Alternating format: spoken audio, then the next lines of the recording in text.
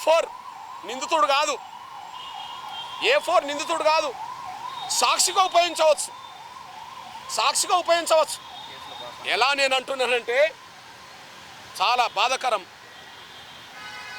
ఈయన మీద ఫిర్యాదు చేసిన ఆయన పేరు కె రాజేష్. ఇప్పుడు ఈయన పేరు కె రాజేష్. కేవలం కె రాజేష్ ఉండడం వల్ల బలైండు. సాక్ష్యం చెప్తున్నా నేను. ఈ కె రాజేష్ అయిన చిలుకూరు మండలం సంబంధించిన ఒక పేదవాడే అగ్రకులస్తుడు కమ్మ. ఆయన 2020-21లో ఆయన అనారోగ్యం గురవుతే హైదరాబాద్లో హాస్పిటల్లో చేరాడు. ఆయన ఖర్చు అయింది. ఆయన సీఎం రిలీఫ్ ఫండ్ కోసం పెట్టుకున్నాడు.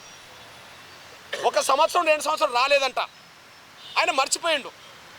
తర్వాత తెలిసింది నీ పేరుతో డబ్బు వచ్చింది, నీవు జమ నీ పేరుతో బ్యాంక్ అకౌంట్లో పడ్డది కదా అని చెప్పి. అప్పుడు ఆయనకు అర్థమైపోయింది, అరే నా పేరుతో డబ్బు ఎక్కడొచ్చింది, రాలేదు కదా అని చెప్పి లోతుకి వెళ్ళి పరిశీలిస్తే ఈ కె రాజేష్ అనే పేరు మీద బ్యాంక్ అకౌంట్లో జమ అయినాయి. 48 గంటల్లోనే బ్యాంక్ అకౌంట్ నుంచి తీసేసేయడం జరిగింది. ఇది ఆయన పేరు. అయితే జరిగింది ఏంటంటే ఇక్కడ A2 ఎవరైతే శేఖర్ ఉన్నాడో ఈయన స్నేహితుడు, ఇంటర్మీడియట్ స్నేహితుడు, రాజేష్కు స్నేహితుడు. A2కు A1 అంటే అయిన నరేష్, వాళ్ళు స్నేహితులు.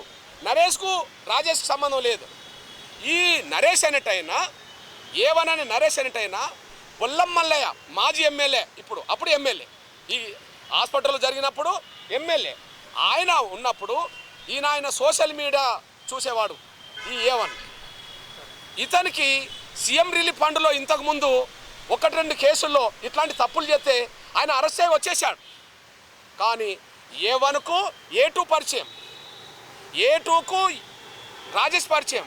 వాళ్ళు ఏమనుకున్నారు, ₹1,00,000 రాజేష్ పేరుతో వచ్చినాయి, కానీ రాజేష్ పేరుతోనే మనం తీసుకోవాలి కాబట్టి నీకు ఎవరైనా రాజేష్ పరిచయం ఉంటే ఆయన పేరుతో తీసుకుందామని చెప్తే ఆ రాజేష్ పేరు కె రాజేష్ అయిపోయింది. స్నేహితుడు నమ్మించి నా పేరుతో ₹1,00,000 వస్తున్నాయి, నీ పేరుతో జమ అవుతాయి, నాకు తీసి ఇవ్వమని చెప్పడం జరిగింది. ఇంటర్మీడియట్ స్నేహితుడు, ఇప్పటి వరకు స్నేహితుడు కాబట్టి ఆయన బ్యాంక్ అకౌంటు ఆయనకి ఇవ్వడం జరిగింది. ఆయన ₹1,00,000 జమ అవ్వడం జరిగింది. 48 గంటల్లోనే మళ్ళీ A2 తీసుకొచ్చి ఆ 48 గంటల్లోనే ఆయన డ్రా చేసుకున్నాడు. ₹1 సంబంధం లేకుండా ₹1,00,000 తీసుకున్నాడు. ఈయన భాగస్వామి కాదు. ₹1,00,000 ఎవరు తీసుకున్నారు? A2 తీసుకున్నాడు. A2 తీసుకొని ఎవరెవరు పంచుకున్నారు? వాళ్ళు పంచుకోవచ్చు. ఈయనకు సంబంధం లేదు కదా. అంటే ఉపయోగపడ్డది ఏంది? పేరు మాత్రమే. స్నేహితుడని నమ్మాడు. ఇవాళ ఆ రాజేష్ నీళ్ళు బలి తీసుకున్నారు. కె రాజేష్ లేకపోతే ఈయనకు సంబంధం ఏంది? కె రాజేష్ అని పేర్లతో సంబంధం ఏంటిది? లేదు. అంటే నేరానికి సంబంధం లేని నిందితుడు కానీ ఒక అమాయకుడు స్నేహితుని నమ్మి ఆయన బ్యాంక్ ఒకటి అప్పచెప్తే ఆ డబ్బులు పడ్డే వాళ్ళు డబ్బులు తీసుకున్నారు. ఈయనకు ₹1 సంబంధం లేదు. ఈయన పెట్రోల్ బంకులో సూపర్వైజర్. తండ్రి లేడు, ఈమె ఇళ్ళలో పని చేస్తుంది. తండ్రి లేడు, ఇళ్ళలో పని చేసుకుంటుంది. అతను తమ్ముడు. ఇవాళ వాళ్ళ ఆగమైపోయింది. ఆయన వచ్చిన జీతం మీదనే ఈ కుటుంబం ఆధారపడి బతికేది. ఇప్పుడు ఆయన బలి తీసుకున్నారు. నేను మళ్ళీ చెప్తున్నా, ఇంతకుముందు లాకప్ డెత్లు ఏవైనా కానీ ఒక ఫోటో చూపెడతా. 5వ తారీఖు నాడు అరవింద్, 5వ తారీఖు నాడు అరవింద్ ఆయన 2 వీలర్ మీద తీసుకెళ్ళి డబ్బులు తీసుకొస్తారు. ఓకే, 2 వీలర్ మీద తీసుకెళ్ళి డబ్బులు తీసుకొస్తారు. అంటే మీ అదుపులో ఉన్నారని సాక్ష్యం కదా, మీ స్టేషన్లో ఉన్నారని సాక్ష్యం, భోజనాలు తీసుకెళ్ళాలని సాక్ష్యం కదా, మీరు చిత్రహింసలు పెట్టిన సాక్ష్యం, మీరు ఇంజక్షన్ వేయించడం కదా. బహుశా ఇంతవరకు జరిగిన లాకప్ డెత్తులో ఇవన్నీ దొరికేదా? ఎఫ్ఐఆర్ నమోదయ్యేది, అరెస్ట్ చేసేవాళ్ళు, ఏదో చిత్రహింసలు జరిగేది, వాళ్ళు చనిపోయేవాళ్ళు. కానీ ఫిర్యాదు లేదు, ఎఫ్ఐఆర్ లేదు.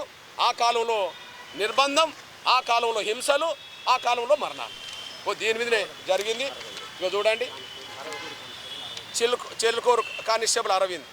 ఇది 5వ తారీఖు నాడు 6 గంటల సుమారు. మరి మీద ఫిర్యాదే వచ్చింది 8వ తారీఖు అంటారు కదా, ఎఫ్ఐఆర్ నమోదైంది 8 అంటారు కదా. ఓకే, అరెస్టు 9 ఒంటి గంటకు అంటుండ్రు కదా. మరి 5వ తారీఖు నాడు మీ అదుపులో ఉన్నారు కదా. మీరు చిత్రహింసలు లేవంటున్నారు కదా, చిత్రహింసలు పెట్టినప్పుడు తల్లి బంధువులకు ఎందుకు చూపించలేదు? అసలు అనారోగ్యం గురి కాలేదు కదా, మీరు ఎందుకు ఇంజక్షన్ తీసుకొచ్చి ఇచ్చేశారు? ఇదంతా చట్టవిరుద్ధం కదా. బహుశా భారతదేశంలో ఎలాంటి ఫిర్యాదు లేకుండా, ఎలాంటి కేసు లేకుండా ఒక అమాయకుని తీసుకొచ్చి చిత్రహింసలు పెట్టి ఆయన మరణానికి కారణం ఏదైనా ఉంటే రాజేష్ విషయంలోనే పోలీసులు ఇక్కడ చేశారు. ఇట్లాంటి పోలీసుల మీద ఫిర్యాదు చేస్తే నమోదు కదా.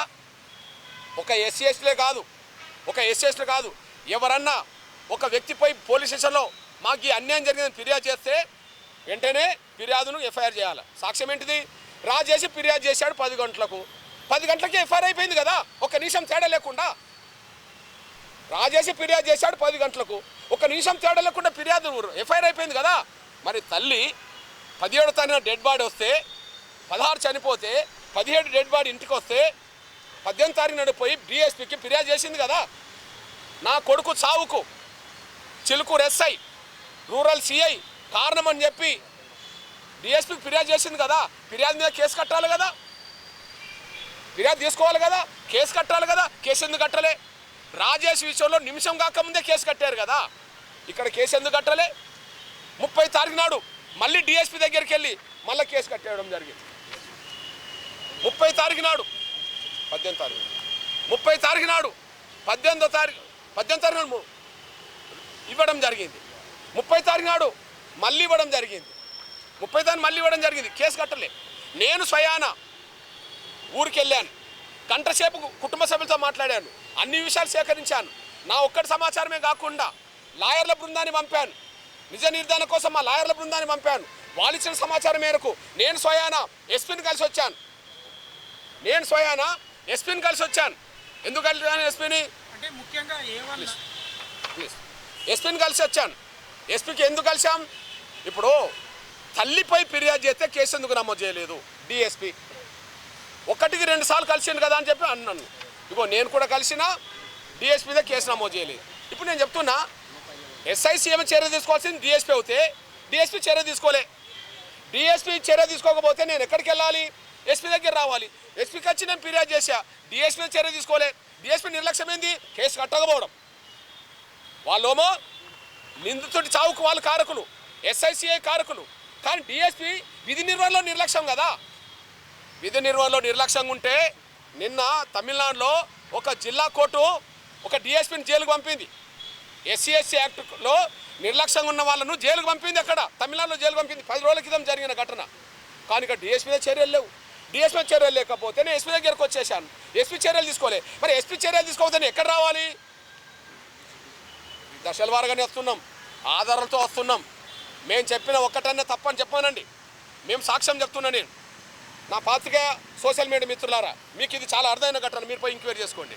ఒక విషయం గుర్తు చేస్తున్నా. నేను పోలీసు వాళ్ళు ఎక్కడన్నా ఒక కేసు విచారణ చేస్తున్నప్పుడు, ఒక నేరం జరిగినప్పుడు, ఆ నేరస్తులను అరెస్ట్ చేసిన సమయంలో ఏం చూపెడుతుంటారు? నేరం పలానా జరిగిన కాడ జరిగింది, నేరస్తుడు ఎటుపోయింది అనే విషయం మేము సీసీ ఫుటేజ్ చెక్ చేశాము, ఆ తర్వాత లొకేషన్ కనుక్కున్నాము, ఆ తర్వాత ఫోన్ విషయాలు మేము రికార్డ్ చేశాము, ఏది కాల్ డేటా మేము తీసుకున్నాం కాబట్టి ఇతను నిందితుని తెలుసు అంటుండ్రు.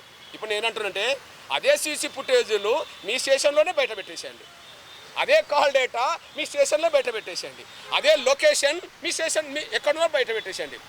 లొకేషన్ పోలీసు వాళ్ళని చూపెడుతుంది, వీళ్ళు ముగ్గురు ఎక్కడున్నారో పోలీస్ స్టేషన్ చూపెడుతున్నది, మీ సీసీ ఫుటేజీలు పోలీస్ స్టేషన్లో చూపెడతాయి, అదే సమయంలో కాల్ డేటా మీతో మాట్లాడినట్టుగానే చూపెడతాయి. ఇంకా వేరే వాళ్ళు ఇక్కడ అందుబాటులో లేరు. ఇక్కడ అంటే అన్నిటినీ సేకరిస్తారు కదా, ఇవి ఎందుకు దాస్తున్నారు?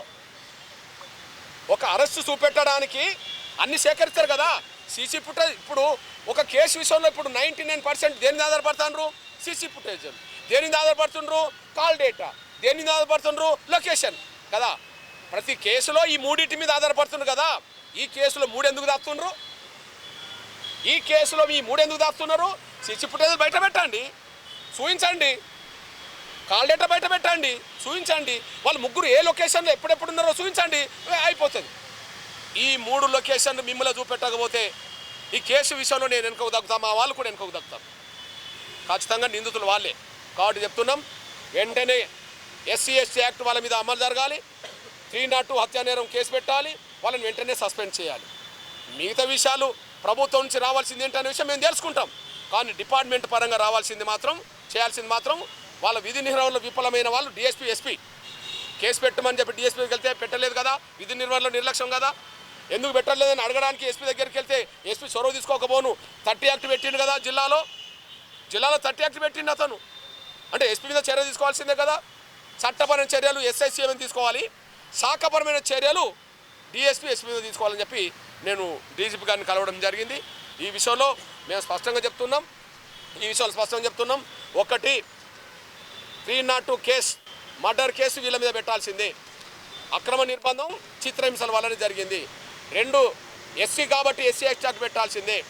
3 ఖచ్చితంగా నిపుణులైన ఫోరెన్సిక్ నిపుణులైన డాక్టర్ల బృందంతో మళ్ళీ రీపోస్ట్ మార్టం చేయాల్సిందే. అదే సమయంలో సమగ్రమైన విచారణ జరిపించాల్సిన బాధ్యత డీజీపీ గారికి ఉన్నదనే విషయం కూడా గుర్తు చేస్తూ డీజీపీ గారిని కలవడం జరిగింది. డీజీపీ గారికి వినతి పత్రం ఇచ్చాం, నేను ఇచ్చాను. అదే సమయంలో అమ్మగారు కూడా రాజేష్ తల్లి గారు కూడా ఇవ్వడం జరిగింది. నాకు తెలిసి ఆయనకు సంపూర్ణంగా కేసు విషయం అర్థమైందని నేను అనుకుంటున్నా. సంపూర్ణంగా 20-25 నిమిషాలు డీటెయిల్స్ చెప్పాం కనుక సంపూర్ణంగా అర్థమైంది అనుకుంటున్నా. ఆయన ముందు చెప్పడం జరిగింది. డిమాండ్లు కూడా తప్పకుండా మీకు న్యాయం జరుగుతుంది అని చెప్పి ఆయన అన్నాడు. న్యాయం జరుగుతుందా లేదా ఎదురు చూస్తాం, లేకపోతే ఉద్యమాన్ని మాత్రం తీవ్రతరం చేస్తాం. ఈ కల్రా రాజేష్కు సంబంధించి